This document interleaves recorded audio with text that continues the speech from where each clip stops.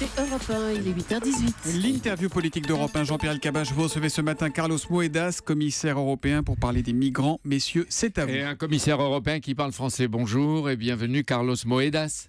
Oui.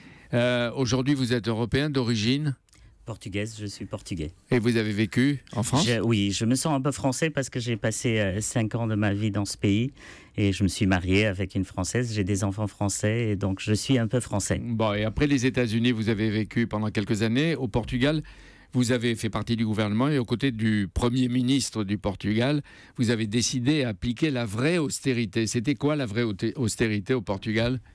Écoutez, c'était 3 ans très difficiles pour les Portugais, où nous avons effectivement coupé les salaires de la fonction publique, les retraites. De combien? Donc, c'était autour des 20%, effectivement, que c'est arrivé dans les gens qui gagnaient le plus dans la fonction publique. Et dans ceux qui étaient les plus défavorisés, ceux qui gagnaient le moins, on n'a pas fait des coupures, mais ça a été très difficile pour la population. Douloureux pour les Portugais. Très douloureux. Très douloureux. Et quel souvenir vous en gardez, vous, qui êtes un des auteurs de cette austérité? Écoute, personnellement, d'une grande difficulté. Nous tous au Portugal, nous avons quelqu'un dans la famille qui est au chômage.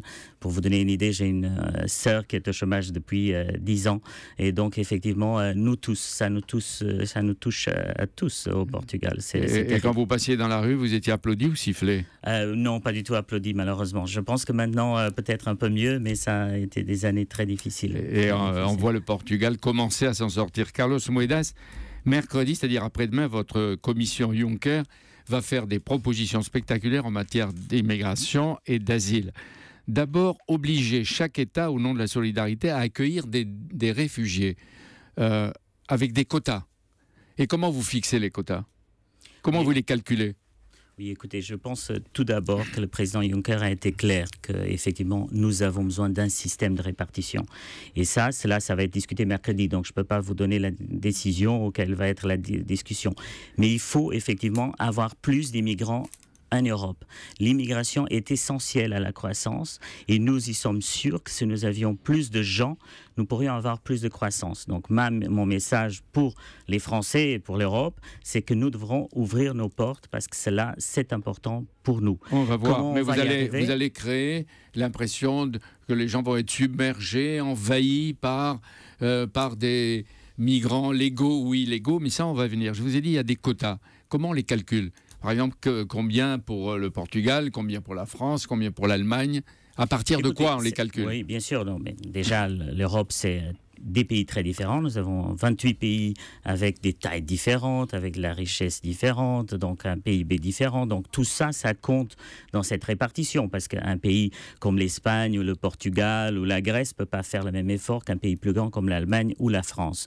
Mais ça sera plus juste, vous voyez, parce qu'aujourd'hui, ce qui se passe, c'est pas juste. C'est qu'il y a des pays qui font un très grand effort et d'autres pays qui font la Grèce, Malte. Exactement. Écoutez, pour vous donner une idée, depuis le 30 avril, nous avons réussi à avoir 2500 migrants que nous avons aidés, qui sont arrivés en sécurité en Italie. Nous avons vraiment sauvé 1200 personnes qui étaient en péril. Il y en a 3000 qui sont dans le chemin. Nous remercions à tout le monde. Et d'ailleurs... Oui, mais on dit que même d'ici à la fin de l'année, il y aura 100 000 qui seront arrivés en Italie. Mais ça veut dire que la commission Juncker veut imposer la solidarité? J'espère qu'on n'a pas besoin d'imposer la solidarité. Je pense que la solidarité, c'est la marque de l'Europe, c'est le projet européen.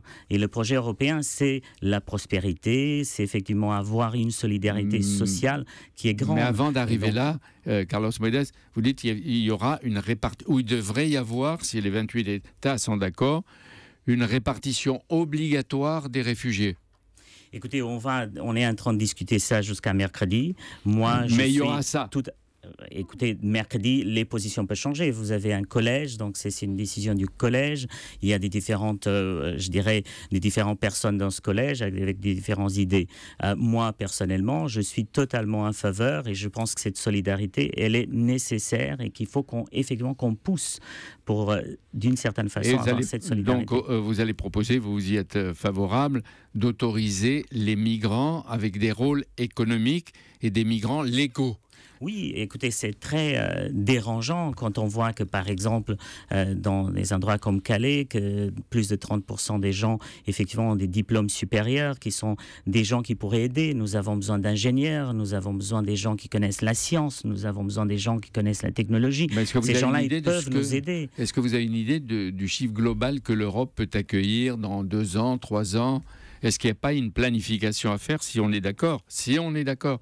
Parce que est-ce que vous ne pensez pas qu'il y a un dangereux pari de la part de la Commission Juncker ? Parce qu'il peut y avoir une poussée populiste dans la plupart des pays, on le voit, ou les montées politiques de l'extrême droite.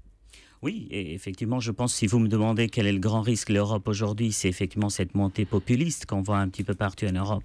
Et cela, c'est parce que les politiciens européens n'ont pas eu le courage d'effectivement expliquer qu'est-ce que l'Europe est en train de faire et qu'est-ce que l'Europe fait pour eux. Donc vous dites, Carlos Moedas, que quoi qu'il arrive, il faudra accueillir plus de réfugiés et plus de migrants, même pour l'économie.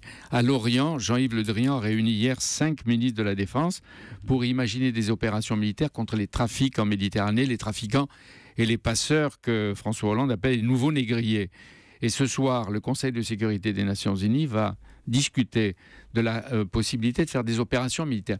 Quel type d'opérations militaires ?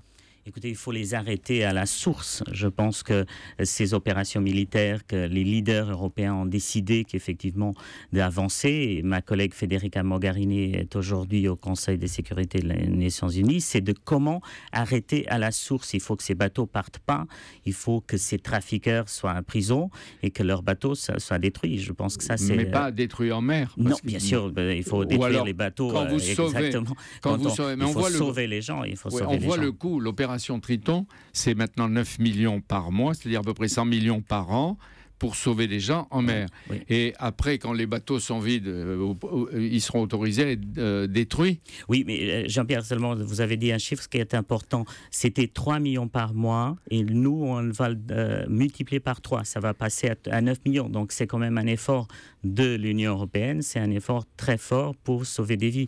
Donc, on va faire plus. Et donc, c'est 9 millions par mois. C'est 9 millions par mois pour sauver des vies, qui est 3 fois plus qu'avant. Carlos Moedas, on va vite. Mais vous êtes d'abord commissaire à l'innovation et la science. Comment la France est-elle classée ?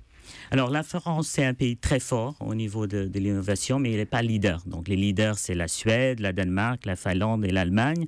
Et la France est dans le deuxième groupe, qui est le groupe de très forts innovateurs. Et donc, je suis là aussi aujourd'hui pour passer ce message à la France, que la France a très bien fait dans les dernières années. D'accord, mais comment elle peut monter alors sur le podium des champions avec les Suédois et les autres pays que vous avez cités de l'Europe du Nord ?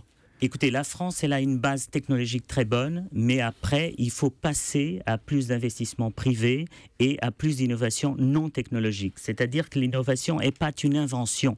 L'innovation, c'est quelque chose qui va au-delà de la technologie. Et ce pas de passer d'une innovation qui est à peine technologique à une innovation qui va au-delà, c'est un pas important parce que les produits sont plus que de la technologie. Mais par exemple, vendredi, François Hollande annonçait un plan d'1 milliard en 3 ans, sur 3 ans, pour installer le numérique à l'école. Est-ce que c'est un petit signe déjà ? C'est un très bon signe parce qu'en fait, vous savez, ce qui se passe, c'est qu'il y a 10 ans, les grands académiques disaient que le monde physique allait disparaître.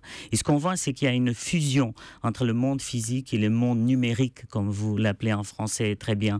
Et cette fusion, cette mélange entre le physique et le numérique va être le futur. Ça va être le futur dans la santé, le futur dans l'énergie, dans d'autres secteurs où en fait on va avoir de plus en plus. Et donc ce pas du président Hollande est un pas dans la bonne direction. C'est-à-dire que la métamorphose digitale ou numérique se déroule sous nos yeux, même si des gens regardent ailleurs. Exactement. Merci d'être venu, Carlos Moedas. Nous aurons d'autres occasions de nous voir pour parler de cela, de l'Angleterre, de la Grèce, etc., etc. Mais il y avait l'urgence, l'immigration. Merci. Merci Carlos Moedas, merci Jean-Pierre. Demain, c'est Éric Desnoyers, le directeur général de SFR, qui sera votre invité à 8h20. Bonne journée.